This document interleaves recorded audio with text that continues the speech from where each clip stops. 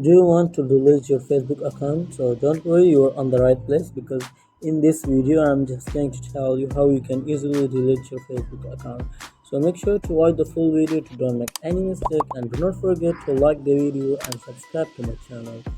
Thanks guys. So let's get started without wasting any time. And first of all, open up your Facebook and then just go to the menu, and after that just click on this gear to open up settings and privacy, and then click see more in account center and go to personal detail and select account ownership and control, and then click deactivation or deletion, and then select the account we want to delete and then click delete account and then click continue, and here just select any of the option and click continue,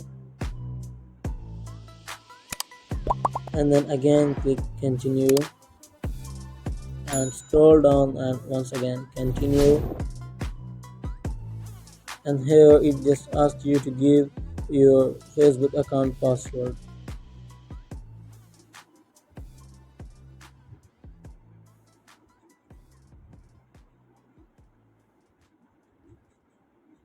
So that's the very last and the final step of this process. So if you click on delete account, your account will be hidden from the Facebook for the next 30 days.